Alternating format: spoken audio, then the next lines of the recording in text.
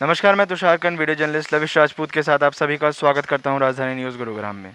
गुरुग्राम में चोरी की वारदात बहुत आम बात हो गई है। हर रोज़ हमें चोरी की तो कहीं लूटपाट की खबर सुनने को मिल ही जाती है।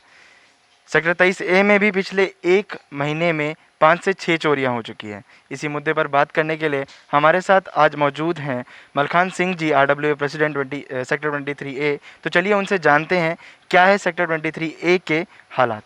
सर, आपका बहुत बहुत स्वागत है राजधानी न्यूज़ गुरुग्राम में। Thank you. अभी क्या है, क्या परेशानियां हैं जो यहाँ के लोगों को झेलनी पड़ रही है? देखो, अभी जो ये लॉकडाउन चल रहा है कोरोना का, इसके अंदर हमारे सेक्टर के अंदर आए दिन चोरियां हो रही है। ये पिछले 1 महीने के अंदर 5-6 घरों में चोरियां हो चुकी है। लेटेस्ट है अभी 4 दिन पहले ही हाउस नंबर 987 मिस्टर गहलोत, जय किशन गहलोत के घर में कम से कम 15 से 17 लाख रुपए का डिलीवरी और कैश लेकर न चले गए, और या तो अपने घर ही वापिस चले जाएं सेक्टर को छोड़ के। क्या लगता है सर आपको, जो इतनी चोरियां और आए दिन कभी कुछ चोरी, कभी बड़ी-बड़ी चोरियां, कभी छोटी-छोटी चोरियां, क्या लगता है आप इसके पीछे का रीज़न क्या हो सकता है? नहीं, रीज़न क्या है, एक तो बेरोजगारी। अभी या तो एक पिछले मार्च से बेरोजगारी इतनी हो गई है कि जवान जवान लड़के अपने घर में बैठे हुए हैं, तो वो अपने घरों से क्या करते हैं, निकल के ना बस यही चोरी चपारी लूट का काम कर रहे हैं। क्यों, उनका जो छोटी मोटी नौकरियां कर रहे थे, काफ़ी कंपनियों ने उनको बाहर कर दिया है। वो अपने घर के अंदर है, तो अब क्या करे, वो मजबूरन वो चोरियां कर रहे हैं। पुलिस प्रशासन का कोई खौफ रहा नहीं उनको।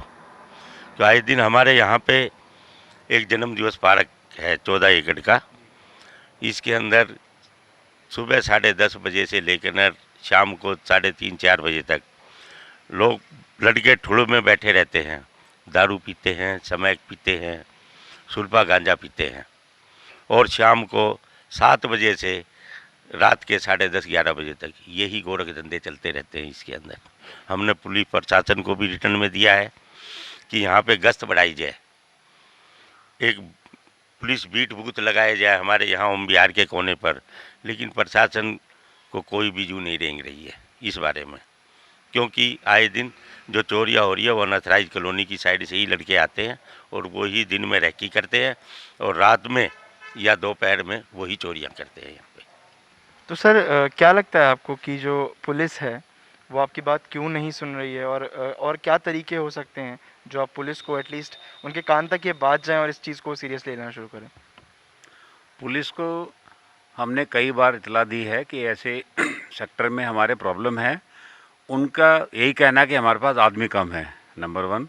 दूसरा है कि हाँ, हमारी पेट्रोलिंग चल रही है, लेकिन एक आध बार सायरन बजता है सेक्टर में, उसका कोई फ़र्क नहीं है। उसी टाइम वो जो बैड एलिमेंट है ये छुप जाते हैं, और जैसे वो जाते हैं तो वो अपना एक्टिव हो जाते हैं। तो हम चाहते हैं कि यहाँ पे एक बीट बूथ बनाया जाए, और उनके रेगुलर हर 2 घंटे के बाद एक पेट्रोलिंग हो, वो तभी ये चोरी चकारी रुक सकती है।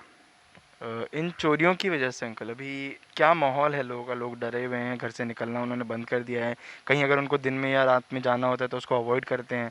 अभी लोगों का ऐसे क्या रिएक्शन है इन सब चीज़ों को लेकर? नहीं, लोग डरे हुए भी हैं, लेकिन घर से निकलना, घर के अंदर रहना, तो घर से बाहर भी जाना पड़ेगा, उसमें कुछ मजबूरी है।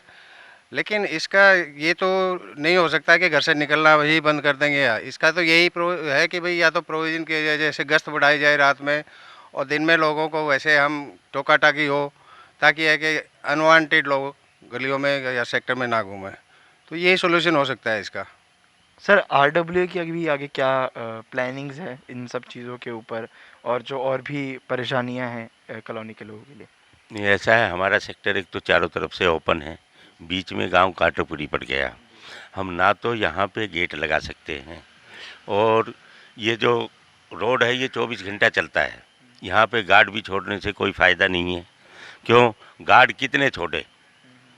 हर 10 घर के ऊपर गार्ड चाहिए। अगर गार्ड छोड़े तो इतना पैसा खर्च करने के लिए कोई तैयार नहीं है अपने सेक्टरवासी भी, कोई इतना पैसा नहीं दे सकते।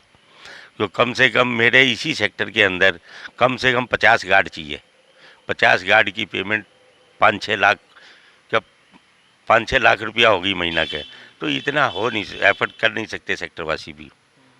तो ये कारण है दूसरा जो अनऑथराइज कॉलोनी है इनकी साइड में मतलब हमारे को जितनी भी है वहाँ पे गेट लगा दिए जाए, गार्ड छोड़े जाए, या उनके लिए सेपरेट से हमारे जो सरकारी रास्ते हैं उन्हीं से ही आवागमन हो।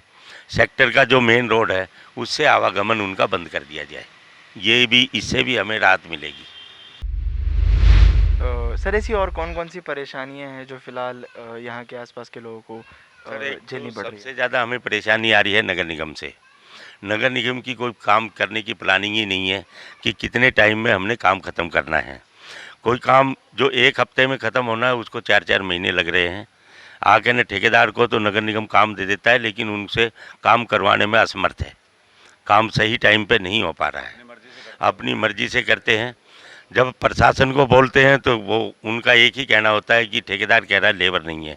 ये हमारा काम तो नहीं है, प्रशासन ने उनको काम क्यों दिया या उनसे काम टाइमली ले, तो ये हमारी कोई गलती नहीं है। ये तो प्रशासन ने देखना है कि भाई कितनी जल्दी हमें काम करवाना है। सीवर प्रोजेक्ट है पिछले 6 महीने से चल रहा है, जबकि वो 15 दिन का काम है टोटली, और उसको 6 महीने से ज़्यादा हो गया और अभी और भी उसमें 4-5 महीने जिस हिसाब से चल रहा है वो अभी भी 5-6 महीने लगाएगा। हाँ जी, उसकी वजह से पोल्यूशन इतना बढ़ गया है कि लोगों का जीना हराम हो रहा है।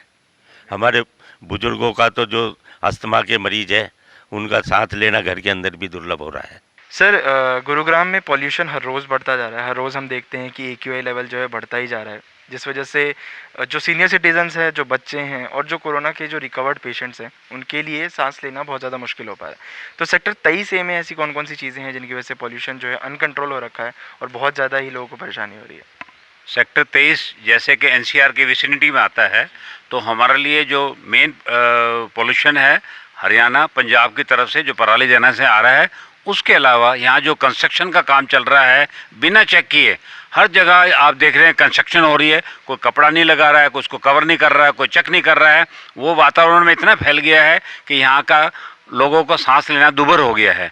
दूसरा जो MCG के प्रोजेक्ट चल रहे हैं उनमें मिट्टी का इतना यूज़ है और मिट्टी ट्रैफिक के साथ इतनी ज़्यादा वो फैल गई है कि हर घर में हमें 2-2 3-3 बारी डस्टिंग करनी पड़ती है, तब जाके हम घर साफ़ कर पाते हैं। सो बेसिकली कंस्ट्रक्शन, पराली जलाना और ये जो अनफिनिश्ड, अनकवर्ड, अनकंट्रोल्ड जो प्रोजेक्ट हैं MCG के, उनकी वजह से ये पोल्यूशन चल रहा है। इनके ऊपर चेक किया जाए, नहीं तो यहाँ रहना दुभर हो जाएगा। गुरुग्राम में परेशानियां बहुत हैं। लोगों को हर रोज़ कहीं ना कहीं किसी ना किसी वजह से कोई ना कोई परेशानी का सामना ज़रूर करना पड़ता है। कहीं पे चोरी चकारी तो कहीं पे ख़राब रोड। इन सभी चीज़ों को लेकर प्रशासन से लोग खफा हैं, उनसे मदद चाहते हैं और काफ़ी दिनों से वो उनके पीछे भी पड़े हुए हैं ताकि इन सारी परेशानियों का हल निकल पाए।